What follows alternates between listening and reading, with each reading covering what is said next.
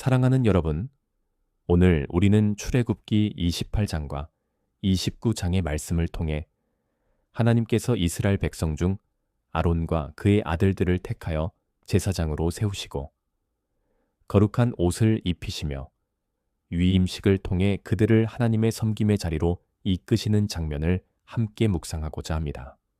이는 단순한 과거의 제의가 아니라 오늘을 사는 우리에게도 동일하게 던지는 부르심이며 하나님의 백성으로 살아가는 삶의 정체성과 방향을 제시하는 말씀입니다. 이 말씀은 한편의 장엄한 예식처럼 하나님의 임재 앞에 서기 위해 어떤 준비가 필요한지를 우리에게 보여줍니다.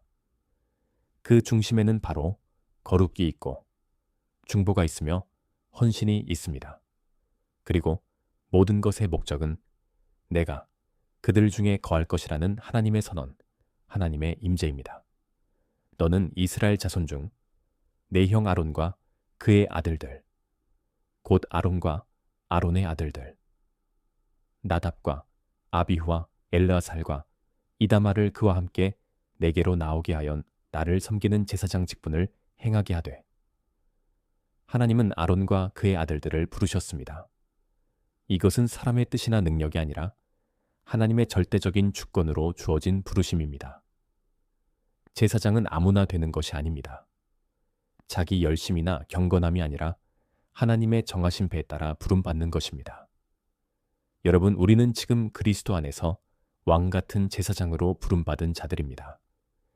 이것은 영광이지만 동시에 엄청난 책임이기도 합니다. 하나님 앞에 설 자 누구입니까? 하나님께 나아갈 자 누구입니까? 오직 하나님이 부르신 자, 하나님의 은혜로 씀받은 자만이 그 자리에 설 수 있습니다. 아론과 그의 아들들은 하나님과 백성 사이에서 중보자의 역할을 감당해야 했습니다. 그들의 직무는 단순한 종교적 행사나 의식이 아니라 하나님과 죄인된 백성 사이를 잇는 다리였습니다. 예배 때마다, 제사 때마다 백성을 위해 하나님 앞에 서야 했습니다. 이 거룩한 부르심 앞에서 우리는 두렵고 떨림으로 우리의 삶을 다시 바라보아야 합니다. 출애굽기 28장에서는 제사장이 입어야 할 성복에 대한 상세한 규정이 나옵니다. 이 옷은 단순한 제복이 아닙니다. 그것은 거룩한 상징입니다. 그 옷에는 의미가 있고 메시지가 있습니다. 청색 겉옷, 에봇, 흉패, 속옷, 관, 띠. 그 모든 구성은 하나님의 임재 앞에 설 제사장의 정체성과 사명을 드러냅니다. 특히 흉패에는 이스라엘의 12지파의 이름이 보석 위에 새겨져 있습니다. 이는 제사장이 하나님 앞에 설 때마다 온 백성을 가슴에 품고 나아간다는 상징입니다. 그는 자신의 문제가 아닌 백성 전체를 품고 하나님의 임재 앞에 선 것입니다.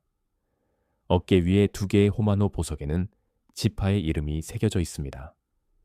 제사장은 백성의 짐을 어깨에 짊어지고 하나님 앞에 나아갑니다. 그는 공동체를 대신해 나아가며 그들의 아픔, 죄악, 연약함을 지고 간 자입니다. 중보자는 홀로 하나님 앞에 서는 자가 아니라 누군가를 품고 하나님 앞에 서는 자입니다. 이 모든 성복은 결국 하나의 목적을 가집니다. 그가 거룩과 영광으로 이 피움을 받게 하라. 제사장의 의복은 그의 자격이나 권위를 드러내기 위함이 아니라 그를 통해 하나님의 거룩과 영광이 드러나게 하기 위함입니다. 오늘날 우리는 예수 그리스도의 의로움으로 입혀진 자들입니다. 그분의 십자가 공로가 우리의 흠과 죄를 덮고 하나님 앞에 설 수 있게 하신 것입니다. 우리는 의로움의 옷을 입은 자들로서 이제 다시 세상을 향해 거룩한 사명을 지닌 존재가 된 것입니다. 이 19장은 아론과 그의 아들들이 제사장으로 위임받는 절차를 구체적으로 설명합니다. 몸을 씻기고 성복을 입히며 관유를 붓고 제물을 드리고 피를 뿌리는 모든 의식은 제사장이 인간임에도 하나님 앞에 설 수 있도록 하는 정결과 성별의 과정입니다. 특히 제물의 피를 귓불, 엄지손가락, 엄지발가락에 바르는 의식은 제사장의 전 존재가 하나님께 헌신되었음을 나타냅니다. 들을 때마다 하나님의 말씀을 듣고 일할 때마다 하나님의 뜻을 따라 행하며 걸을 때마다 하나님의 길로 행하라는 상징입니다. 여러분, 오늘 우리는 무엇에 귀 기울이며 살고 있습니까? 우리의 손은 무엇을 붙들고 있으며 우리의 발은 어디로 향하고 있습니까? 우리는 예수 그리스도의 피로 정결케 된 자들입니다. 우리의 전 삶이 하나님의 소유이며 하나님의 사명을 위한 것입니다.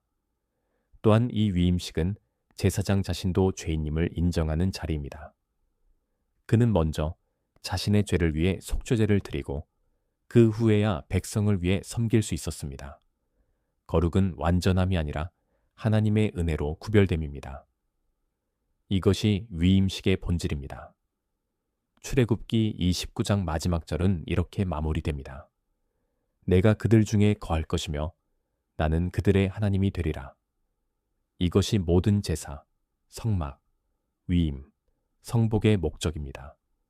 하나님은 거하시기를 원하십니다. 단절된 관계를 회복하시기를 원하십니다. 인간의 죄로 인해 멀어진 관계를 피를 통해 중보자를 통해 다시 연결하시기를 원하십니다. 이제 우리는 예수 그리스도 안에서 이 언약의 성취를 보았습니다. 성막은 더 이상 텐트가 아닙니다. 하나님의 임재는 더 이상 특정 장소에 갇히지 않습니다.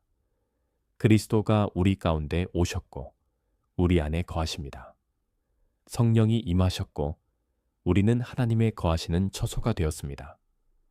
사랑하는 여러분, 우리는 지금 이 시대의 제사장들입니다. 그리스도 안에서 왕 같은 제사장으로 부름받은 자들입니다. 우리의 부르심은 단지 예배당 안에서의 봉사가 아닙니다. 세상을 위한 중보자로, 공동체를 위한 기도의 사람으로, 하나님의 거룩을 드러내는 삶의 사람으로 살아가는 것입니다. 오늘 우리는 거룩한 옷을 입은 자들입니다. 예수 그리스도의 피로 말미암아 정결케 된 자들이며 하나님 앞에 나아갈 담력을 얻은 자들입니다. 그러나 그것은 시작일 뿐입니다. 우리는 매일의 삶 속에서 그 옷에 걸맞은 삶을 살아야 합니다. 거룩한 옷을 입었으나 세상의 먼지에 찌들지 않도록 하나님께 성별된 자로 살아가야만 합니다. 그 옷이 영광의 옷이 되기 위해서는 우리의 삶이 하나님의 거룩과 영광을 드러내야 합니다. 마지막으로 제사장은 혼자서 하나님 앞에 서는 자가 아닙니다.